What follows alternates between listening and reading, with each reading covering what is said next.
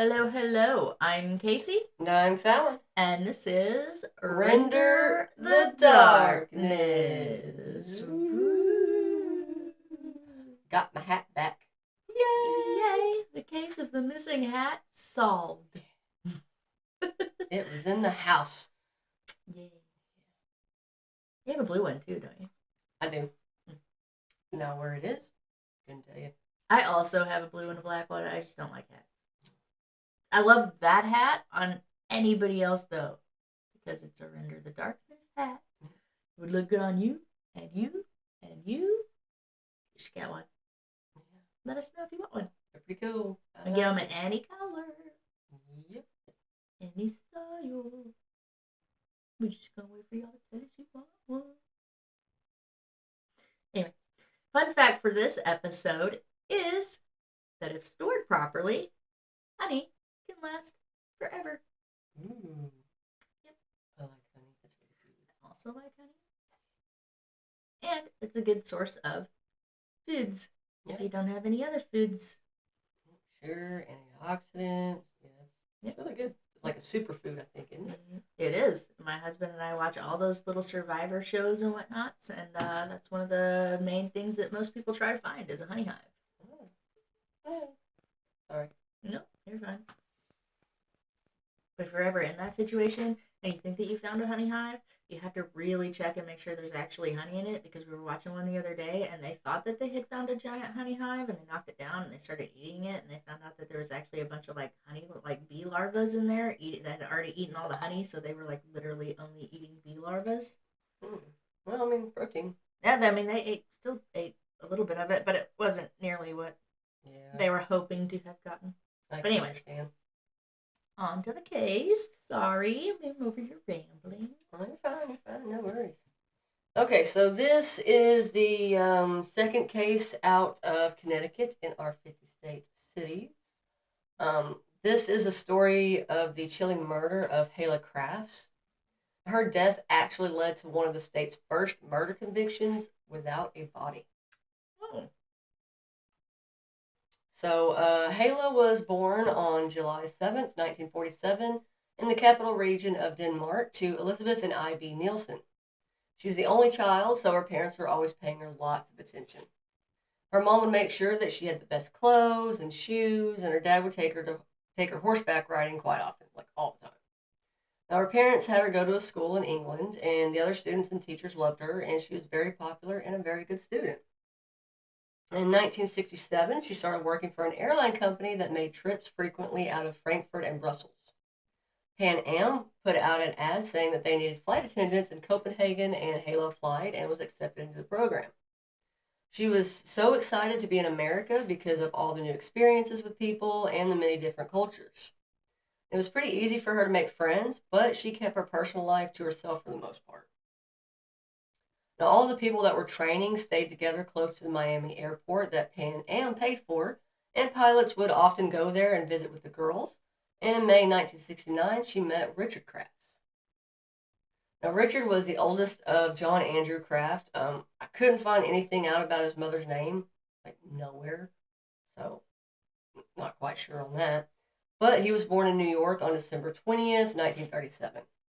He attended private school, and he really didn't have a lot of issues while he was in school, other than he was suspended when he was in high school for bringing firecrackers, and he was once caught stealing gas from a neighbor's car.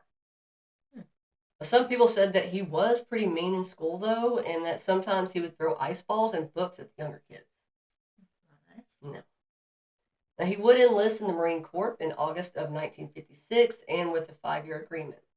He would become a helicopter pilot, and in 1960, he was sent off to Taipei in northern Thailand. Now, when his service was over, he started flying as a firefighter in Utah and Idaho, but would soon quit because it was far too dangerous for him to continue. In 1968, he would start working for the Eastern Airlines, and when he met Helle, he was in Florida to get his recertification of the DC-8 airplane.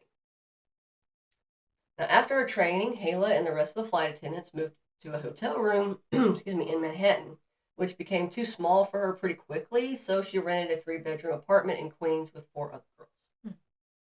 Now, Helle and Richard's relationship was very toxic from the start. He cheated on her multiple times with many different women, and he even started to date one of her roommates. Ooh. Yeah, so not nice on either one of Yeah, no, don't do that. you. Yeah. It would also come to light that he was already engaged to another woman, and he would call Helle, an extracurricular activity. Oh. Yeah. Well, aren't you a dick? Yeah. Richard. I find a way every time. Yeah, every time. I just need that one moment where I can slide it in there. Sorry. I just caught what I did there too. That one was not on purpose. I tried to keep. Yeah. But man, did it work out well? Yeah. Now eventually, she started talking about getting married, and he would say that the only way he would marry her is if she got pregnant. What? Yeah. Now later, I won't marry you unless you trap me. Right. Now later, she did get pregnant, but instead of marrying her, he got really mad about it and assaulted her. Now, but instead of taking the risk of losing him, she had an abortion. And she would get pregnant again, and he would tell her he still didn't want to marry her. So she decided to have another abortion, but before she did, he changed his mind, and he said that he wanted the baby, and on November 29th, 1975, they got married. Now, when they were married, nothing really changed. He was still seeing other women, but in 1984, he was diagnosed with colon cancer with a 5% chance of surviving the next 2 years. Helle picked up a job selling nutrition and beauty products to help with finances since Richard couldn't work. Richard's cancer did go into remission, and he was working as a police officer, and he was making a lot more money now, about 3 times the amount of Helle was, but he refused to use any of his money whatsoever to help with the household. Oh, I guess he figured since she held it down while he was sick, she didn't need his money. Yeah. Oh, damn. Dicks. Mm-hmm. He would instead spend a lot of money on expensive tools, machines, and guns. I don't like the path. I mean, I already don't like the path we're on, but I really don't like the direction we're turning on this one. Yeah. Now, Helle was at the point where she wanted to leave Richard, so in August of 1986, she hired a divorce attorney. But she started wondering what would happen to her and the kids because the proceedings could go either way. She decided to hire a private detective named Keith Mayo to get evidence of him being with other women in September of 1986. Helle called one of her friends and told her that they had a pretty bad fight and that she had told him about the investigator and what information he had given her. She also told her that he asked her to leave his girlfriend, you heard that right, girlfriend, out of the divorce proceedings, but she refused to do that. Winner. Yeah, no. On November 18th, 1986, she was given a ride home by a friend after she got off of her flight from Frankfurt, Germany. Before a friend left the driveway, she would watch to make sure that she got to the house safely, and then she left. Now, the next few days, her friends kept reaching out to her, but no one could ever get a hold of her. When they asked Richard, he would always have an excuse for where she was and why she couldn't be reached. Eventually, they got tired of his story, so they called her divorce attorney, Diane Anderson, telling her that they haven't been able to get in contact with her for about 2 weeks. So Diane called Helle, but she wasn't able to get a hold of her either. At this point, her friends were really getting worried, so they hired Keith Mayo, the PI, and asked him to find out what happened to her. Now, Mayo already knew that a missing adult wouldn't be taken very seriously, so he decided to work on the case for free, and he wanted to start by questioning the nanny, Dawn, who had been there since June. And she would tell him that she was off on the 18th, but she was working at a restaurant, and she took Helle's Toyota, which she would do a lot. She said that when she came home late because she went to her boyfriend's and she had got stuck because of a snowstorm. And when she got to the house, she didn't see Richard's truck in the garage. She looked in on the kids, seen that the master bedroom was shut, so she went to bed. Richard woke her up the next morning and asked her to get the kids ready because they were going to his sister's house since the power was out, which struck her as odd because they did have a generator. When they got outside, she noticed that Helle's car was gone, and he said that Helle was going to meet them there. She also noticed that there wasn't a lot of snow on his truck, so she thought he must have been out pretty late. Now, after they got to his sister's house around 9 a.m., Richard left and went back to the house. He called Dawn around 3:30 p.m. to let her know that the power had come back on. He picked her up at 7 a.m. the next morning, and she said that when they got to the house, she seen that there was a dark spot on the carpet in the master bedroom, and he told her that he had spilled gas and that Richard removed the carpet later. She also said they normally had a really big freezer in the garage that wasn't there anymore. Now, because of this information, Mayo had a gut feeling that something terrible may have happened to Helle. I too have a gut feeling that something terrible may have happened to Helle. Mayo would call the Newton police on December 1st, 1986 to let them know that Helle had gone missing, and he was afraid that her husband had something to do with it. He told them that she was supposedly left to go to Richard's sister's on November 19th, but she never showed up and no one had heard from her since, and that her car had actually been found at the Pan Am parking lot in the Kennedy Airport. On November 2nd, detectives had Richard come in for an interview, and he told them that yes, she had gone missing. December. What did I say? November. Sorry, December 2nd. He said that yes, she had gone missing, and that the day before she did, he said, quote, she was happy and showed no signs of being different or upset. He said that they planned to go to his sister's house because a storm had knocked out the power, and he said that he hadn't seen her since Wednesday, November 19th. So you ain't seen your wife since November 19th. It's December 2nd, and you ain't reported her missing? Right? And that's what I thought. I was like, okay. Interesting. She was in good spirits, not upset. You guys weren't fighting, so no reason for her to just up and ghost. But not concerned at all. No, he didn't seem like he was worried about it at all. Little suspicious there, Richard. The detectives interviewed family and friends, and they would say that she was a wonderful mother and that they knew that she wouldn't just up and leave her kids. One friend told them that, quote, she had told her that if anything happens to me, don't assume it was an accident. And when they spoke to Dawn, she told them the same thing as she had told Mayo and told them that he had taken pieces of the carpet out of the master bedroom. Now, at this point, the detectives were getting suspicious of Richard and asked if he would take a polygraph test. He agreed, and he actually passed the test on November 4th. December 4th. I did say December 4th. You said November 4th. Pretty sure I said December. You can re-listen to your recording. Okay. I promise you said I don't November. know why I'm just like stuck in November. I could have swore I said December. But anyway, he agreed and passed the test on December 4th. One investigator would write that, quote, based on the polygraph examination and my numerous conversations with Mr. Crafts, he does not know where his wife is. Now, Mayo wanted to get more evidence to help convince the police that something had definitely happened to Helle, so he went to the Canterbury dump to see if he could find the carpet that Richard had thrown away. With help, he searched for days when they finally found the carpet, and he noticed that the stain looked like blood. They had the carpet sent to the state police lab in Meriden to Dr. Henry C. Lee, who was one of the country's best forensic scientists. Now, while they were waiting for the results, Mayo would tell the news reports that, quote, I don't think she disappeared on her own accord, which I very much agree with that. She did either. When the results came back, they were surprised to learn that it didn't test positive for human blood. The detectives started to dig deeper into what Richard had been doing right before his wife went missing. They found that he had bought a large chest freezer and he rented a large piece of heavy machinery. What kind of heavy machinery? To tell you.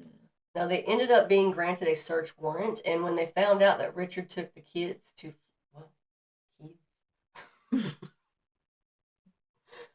when they found out that Richard took the kids to Florida for the holiday, they thought it was a great time to execute the search warrant. So, on December 25th, the detectives, along with Dr. Lee, went to the house to see if they could find any evidence. Now, they ended up finding 108 pieces of evidence, including guns, grenades, and crossbows. What the hell? He has grenades. I don't know. That's a little strange for me. Whenever I was reading it, I was like, what? Now, Dr. Lee also performed luminol tests throughout the house that did test positive for human blood.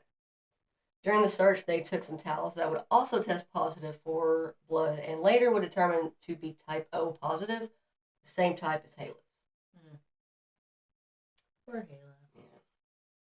Yeah. Now, during the investigation, they would learn that the large machine that he had rented was an industrial-sized wood chipper. Oh. Yeah. and they started to think that it may have been used in a crime. On December 30th, they got a hold of a man that they heard had seen a truck and wood chipper somewhere in the area, and the place the man had seen them sitting was Lake Zora. Now, when they got there, they found that there was wood chips by the river, green plastic pieces, and some of Helle's mail. Now, as the search went on, they found a lot of blonde hair, pieces of bone, cloth, and other materials that they were unable to identify. The detective and diving teams kept searching for days, but because of how cold the water was, the divers couldn't stay down for very long. So they got permission to lower the water, and they were able to find a chainsaw in the mud of the river that had the serial number removed and looked to have only been in the water for a very short time. Hmm. Now, a few days later, a detective found a piece of a toe. Ooh. Yeah.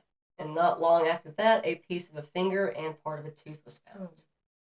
When the search was finally done, the detective and divers found 2,660 strands of blonde hair, 69 pieces of human bone, 5 drops of human blood, 2 teeth, a piece of human skull, 3 ounces of human tissue, a piece of a finger, 1 fingernail, and a piece of toe and nail.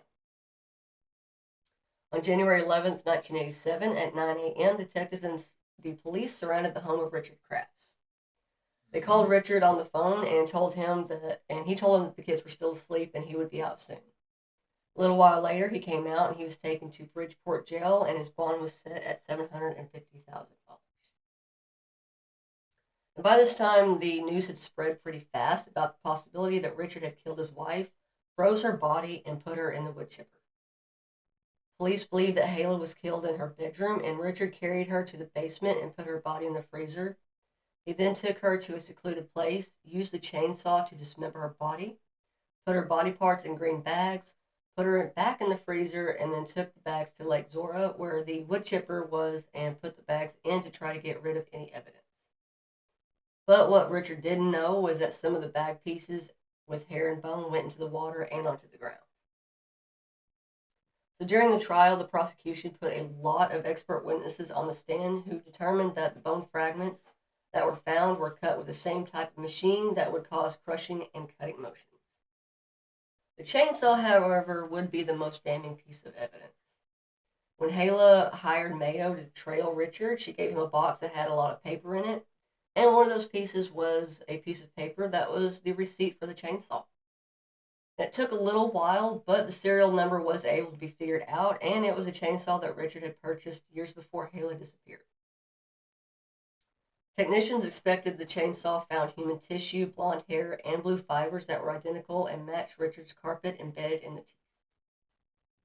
The 2 pieces of teeth were also said to be a perfect match for Helle by 2 different, hopefully I say this correctly, odontologists.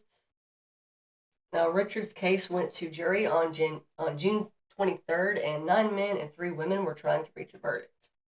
However, one of the men refused to give a guilty verdict, and as much as they tried to convince him, he decided to stop participating, and on July 15th, 1988, after a 53-day trial, a mistrial was declared. Now, on September 7th, 1989, the second trial began. Everything from the first trial was talked about again, and on November 20th, the jury left to deliberate. This time, they deliberated for about only 8 hours, and they reached a verdict. They said that Richard was guilty, and on January 1990, Richard Crafts was sentenced to 99 years in prison. So, that is the chilling murder of Helle Crafts and the terrible human being, if you can call him that decided to do something very terrible to her. Yeah. That's awful. And poor Helle. Rest in peace to her. And that's terrible. And I'm glad he got sentenced to 99 years in prison. Is he still alive? I don't know. I didn't really look it up. It was 1990, Richard Crafts. I think I actually looked to see where he was at, and I couldn't find him. You hear about these kinds of things all the time, where spouses murder each other, and when somebody passes away or dies or is murdered, almost always the first suspect is their spouse. Like, murder is not the answer. Just get a divorce. Right? Just get a divorce. Like, that's why divorce is a thing. So you can walk away. You don't have to kill the person. Oh, I just looked it up. Mm-hmm. And it says Richard was sentenced to 50 years in prison. It says 50 years for some reason. On January 30th, 2020, Richard was released from prison and sent to live at a halfway house in Bridgeport. He was released early because of statutory good time, which allows sentences to be shortened for good behavior and jailhouse jobs. Seriously? Yeah. So this dude's out walking around? Yeah. What is wrong with our justice system? Yeah, I don't know. What, as a taxpayer, let me just tell you something. If I could choose where my tax money was going to go to, it would be to keep murderers in prison for their whole lives until they die, however they die. I gladly put my tax dollars to that. Just so there's zero confusion. I agree. I don't understand our justice system. I really don't. Yeah, I don't know. Yeah, I should look more into that because. Yeah, that's infuriating. That's a really aggravating ending there. Probably shouldn't have asked. Yeah, that's pretty bad. I wonder if they die in 2024. Is that a different person? That's a different person. Oh, okay. Yeah. All right. Well, thank you for sharing that story. I rest in peace to Helle Crafts, and it's one of the reasons that we tell these kinds of stories. It has nothing to do with the monsters that commit the crimes. It's more about keeping the victims' names alive and in people's minds, and so they can be remembered. Yeah, I agree. I hope her kids are okay. I hope. Yeah. That just throws me off. I'm still sitting here like. It just fascinates you, right? It just fascinates you. Somebody puts their spouse in a wood chipper. Yeah. Mutilates her body so that her kids or the rest of her family can't have any kind of closure at all. Somebody that you supposedly loved, somebody that you built a family with, and you're demented enough that you can go to that extent of disposing of their body, and just, I don't understand it. I will never understand it. Mm-hmm. It makes zero sense to me. But that is our last Connecticut case. Sorry to end Connecticut on a sad note. Yeah. But we will be moving into Delaware for our next case, and then after that, we're gonna throw you a non-50 states case in between before we move. Yeah, we still haven't come up with a name yet. I know I said we were going to. We haven't yet. Yeah, we haven't. We need to work on that. Yeah. If only we were around each other all day, every day. Right? We only have time to do it. But yeah. You do. But yeah, thank you guys so much for joining us, and hopefully you join us for the next one and the next one and all the previous ones. If you haven't watched those, then you become our friend. We love friends. Yeah. Be our friend. Sorry. You can like, share, subscribe, follow, any of those things. Yes, please. We greatly appreciate it.